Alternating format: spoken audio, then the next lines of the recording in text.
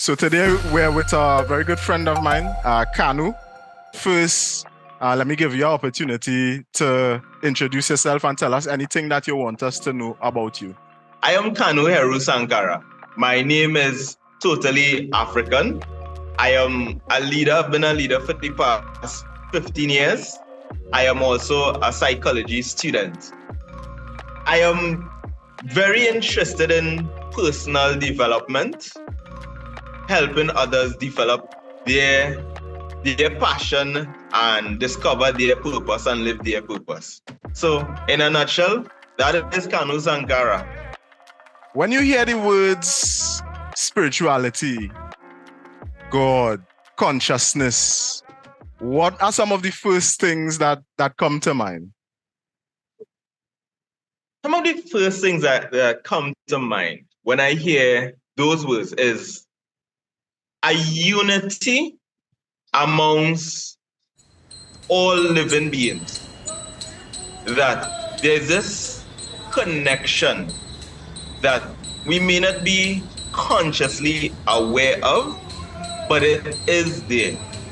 It is something that transcends each of us individually, but is a part of us collectively.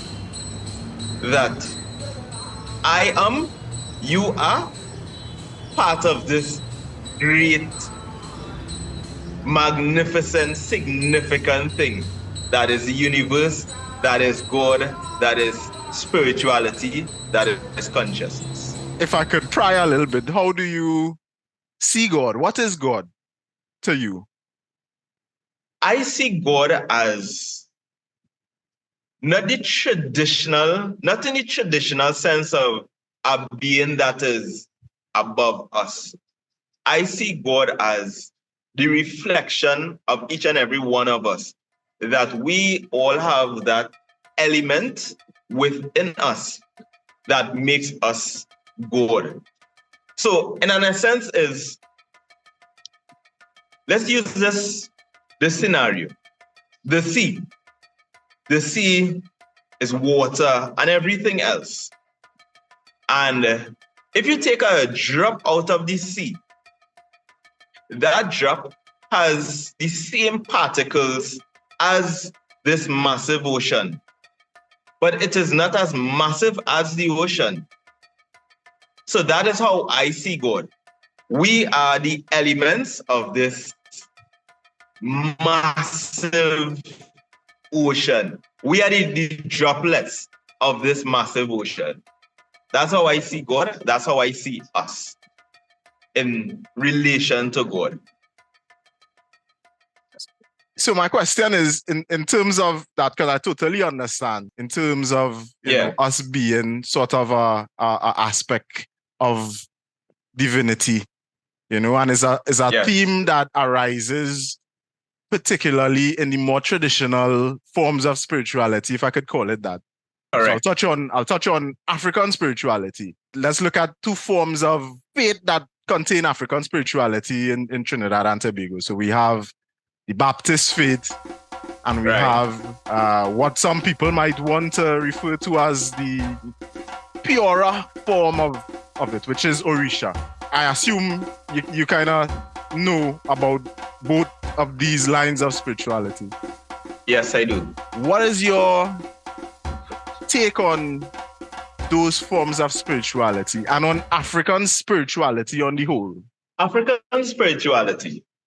First, I must say that African spirituality has been suppressed, has been demonized, has been vilified for hundreds of years. However, because it is a part of our identity, it's a part of our heritage as African people, or you may say descendants of Africans, it has always remained with us. African spirituality gives African people an identity, because those of us who have been removed from Africa have been removed from the traditional teachings of African spirituality. It gives us that sense of connection with the motherland. So I think that it is an important aspect of us. And even if we deny it, it is still there. It is still a part and a critical element of us. In regard to the spiritual Baptists and the Orishas, I have had the experience of attending several spiritual Baptist church. I have never been to an Orisha church, but I've been to an Orisha celebration. And as a matter of fact, I pretty much grew up in the Baptist church alongside other churches that I would attend with my mother. The Baptist church has been able to capture some of that aspect of the African spirituality, and they are able to mix it with the Christian religion, the Christian identity, if I may say that.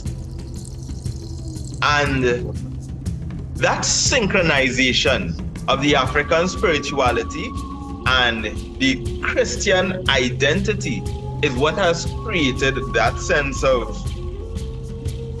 empowerment for the Baptist people. So they have not totally let go of the African identity, the African spirituality, but they have now mixed it and has created something that is unique, that is different, that has now become a sense of identity for African people. Some persons may see that separation between the Orishas and the spiritual Baptists because they may say that the spiritual Baptist is more aligned to Christianity and the Orishas is more aligned to the African spirituality. I am on neither scale because they both have the African spirituality within them. And that is what makes it important that they have chosen not to disregard that African identity. So it's different levels, I may say, according to the amount of the African spirituality that is practiced in these religions. Do you think, and do you see that persons nowadays, persons of African descent, members of the diaspora, the African diaspora, are they leaning towards African forms of spirituality? Is it something that you think is gaining popularity or is losing it as time progresses, as we become more, I don't want to say westernized because we live in the West, but as we become more commercialized, more Americanized, as we move away from spirituality on the whole? You know, I've traveled to some countries and I've seen that, you know, a lot of churches are closed, you know, and so people in the West, in my view, are gradually moving away from spirituality altogether. Do you see that the diaspora is moving in that same direction, away from spirituality, or maintaining the Christian version of spirituality that we have? Or do you think that African forms of spirituality are gaining in popularity amongst the diaspora? I think it's all about perspective and where you are looking at it from. Because I have noted on social media that there are a number of persons who are actually moving towards African spirituality. But I must bring forward this point that there is a bit of a disconnect between religion, spirituality. Or maybe disconnect is too strong of a word, but there's a clear, somewhat of a clear delineation between religion and spirituality. Religion, I see, is a structured institution where persons follow this particular teaching, this particular system, and they hardly ever deviate from it. Whereas spirituality does not have that limitation. And I think that a number of persons are moving away from religion and moving towards spirituality. So, from my perspective, and it could be biased, but I think that more persons in the diaspora are moving towards spirituality and moving away from religion and moving towards spirituality, African spirituality, to be exact. The more of life you see, and the more of other forms of spirituality, other forms of thinking that you see. For some people, you know, they continue to hold on to what they have grown up with, and of course, I'm not condemning that. But there's always that personality type or that type of person who sort of absorbs the good or some of the good in everything and is able to open their mind to it. I understand that because that's sort of the direction that I'm moving towards spirituality, not so much religion, you know, and spirituality on the whole, including African spirituality. But of course, I see the value in all forms of good spirituality, let me put it like that. Because of course we know that there's negative and positive in everything. Correct, yes it is. That being said, you know, negative and positive in everything, do you think the fear that some people have of African spirituality, do you think there's any merit to any of it? So African spirituality has been demonized, as I stated before. Is there any element to African spirituality that can be considered negative? I would assume that there are elements, because I have observed different spiritual practices coming out of Africa, and I cannot say for myself that I would engage in every particular spiritual practice.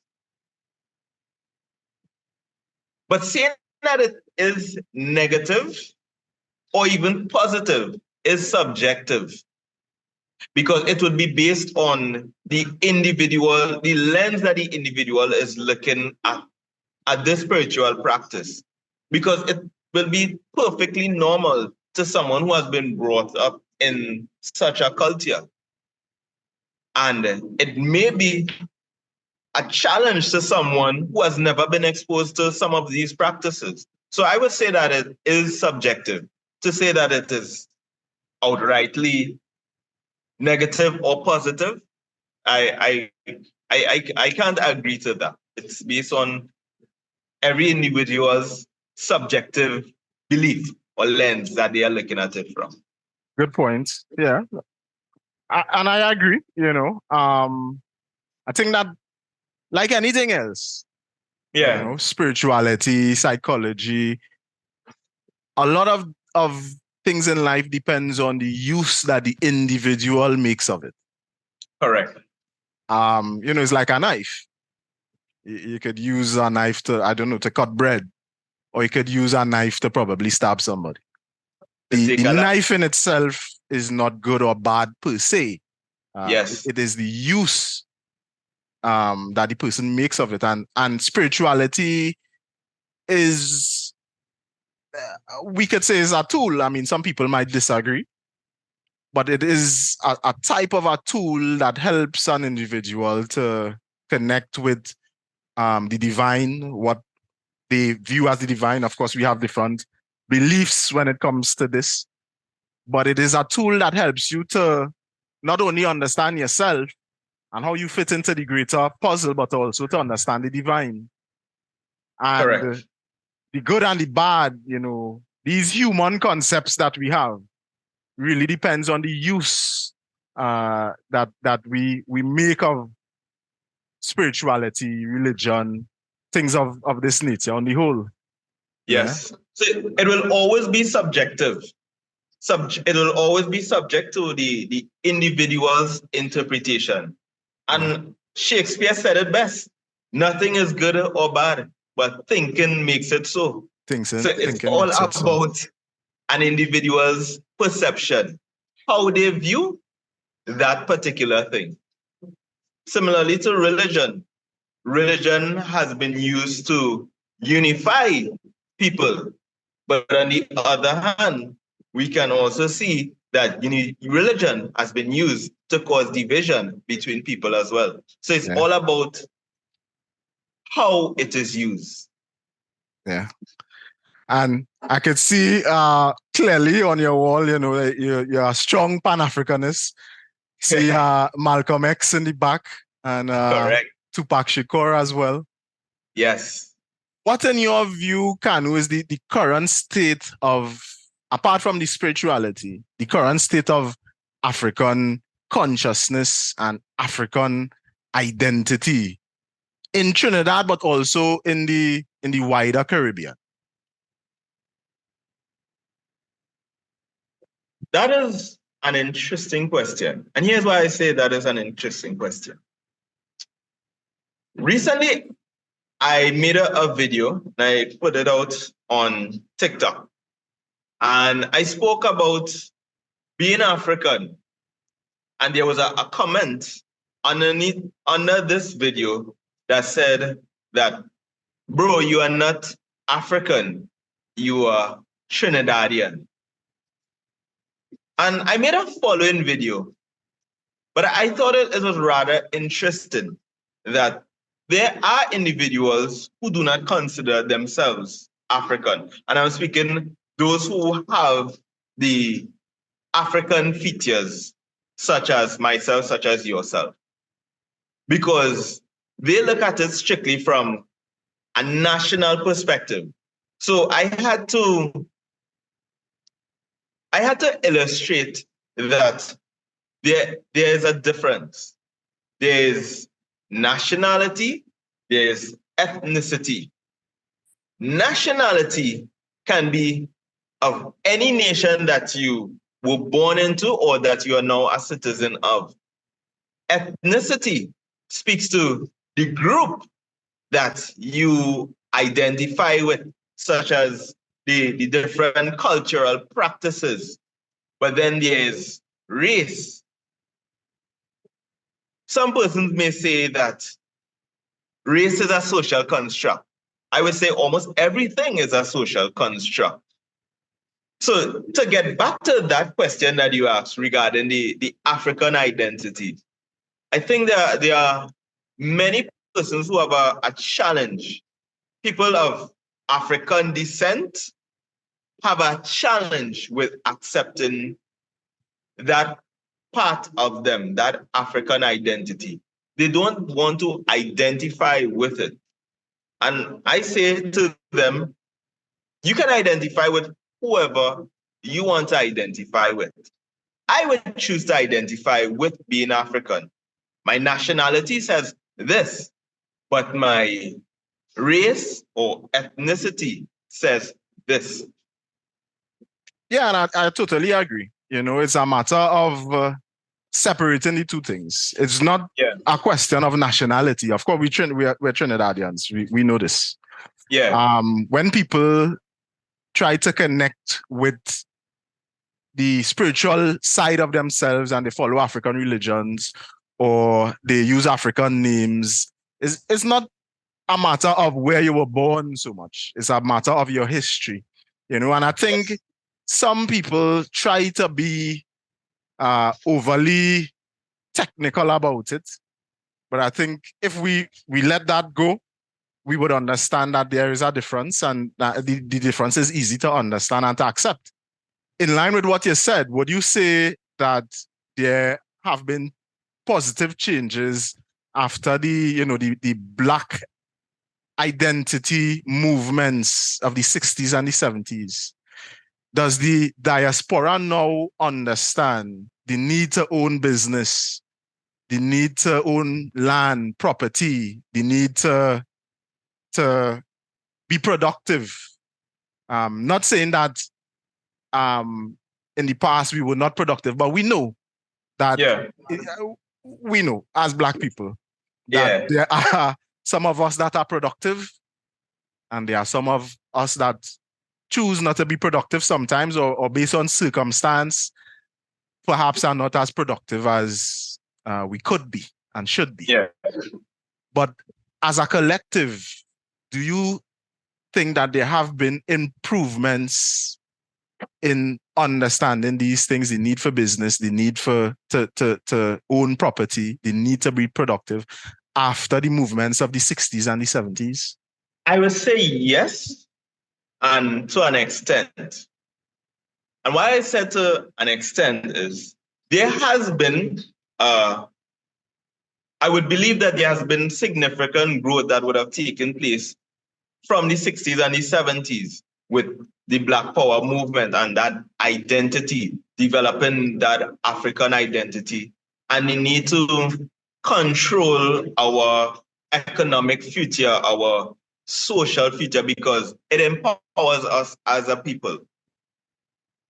But I would also say that it is something that cannot remain in the past. It is something that has to be continuously worked at.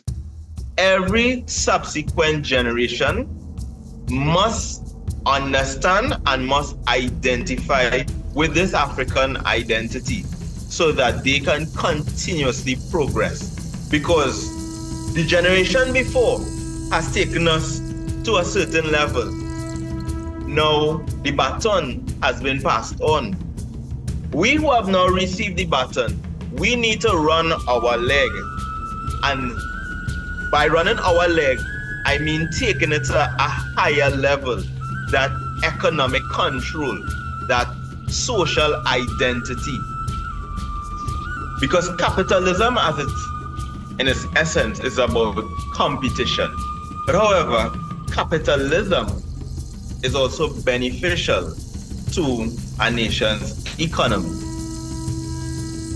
But just as the Baptist people have been able to synchronize Christianity and African spirituality, I think that we can also have that synchronization of capitalism and the African economic identity, or should I say Ubuntu, that says it's not about me, but it's about us. So if we take that same approach of Ubuntu and synchronize it with the capitalist ideas, what we can do with that is create an economic powerhouse, in that we are focused on growth, but not just on an individual level, but on a community level. So it's not just about me having the best of everything so that I can look down on you because you have very little, but it's me having and also helping you so that you too can have.